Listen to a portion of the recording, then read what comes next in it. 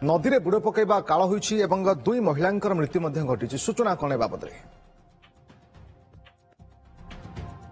हाँ देखु रश्मि जो प्रतिदिन भली आज भोरु सकाळु सकाळु जो रही खमारिगा पंचायत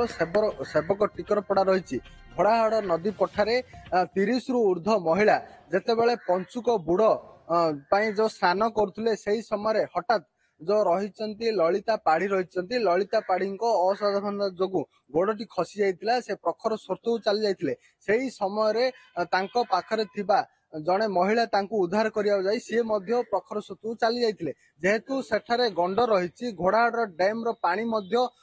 लगातार निष्कासन होउची नदी गर्भ को जहा फल दुई जन महिला प्रखर स्रोत चली जाइतिले स्थानीय युवक माने जो माने रही 30 रु ऊर्ध्व युवक सेठाकार स्थानीय युवक माने संगे संगे जेतेबेले महिला माने चित्कार करथिले दुई जन भासी गले बोली सूचना देथिले संगे संगे से माने नदी गर्भ को डेई पड़थिले बहु खोजा खोजी करथिले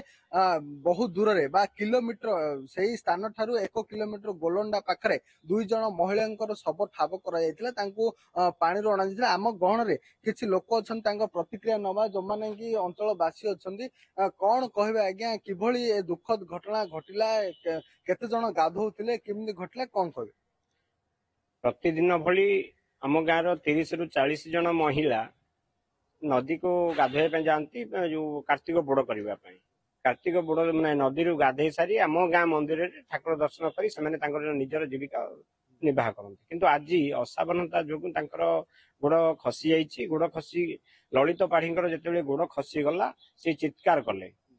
कला बेले से उद्धार करने सविता गौड़ सी पाखे थे सविता गौड़ उद्धार करने हाथ धरिया सी खसी गले आ सेठी जो भली परिस्थिति होती आज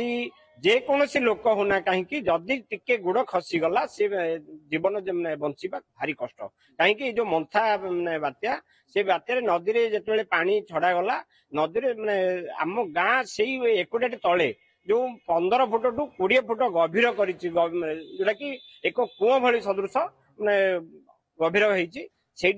भी जी भी खसला से बंचवा भारी कष्ट तेणु तुरंत सरकार को निवेदन करूँ जे तुरंत यार समाधान कर पत्थर फिलिंग करूँ जीवन जीविका मृत्यु मुखर अनेक लोक बंचा देखो जो भाव कहते जो प्रखर पानी स्रोत रही से स्रोत में जेकोसी व्यक्ति पड़े बंचा सुनिश्चित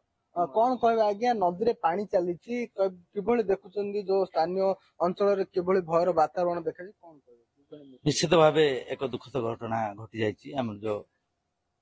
टिकरपड़ा गाँ पाखे ललिता पाढ़ी और सविता गौड़ मृत्युवरण कर पंचुक तिथि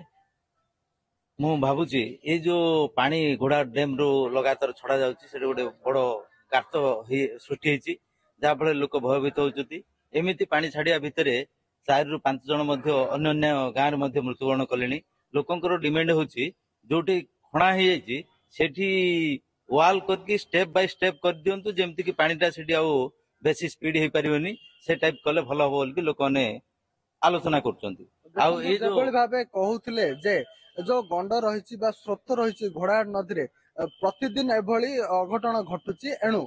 जो स्थानीय प्रशासन हूँ बा घोड़ाहाड़ कर्तृपक्ष एप्रति दृष्टि दे कौन कार्यानुष्ठान ग्रहण करूँ से मरामत करूँ कहते रश्मि स्थानीय लोकंर दाबी रहुछि। बहुत बहुत धन्यवाद आपन समस्त सूचना सत्यनारायण।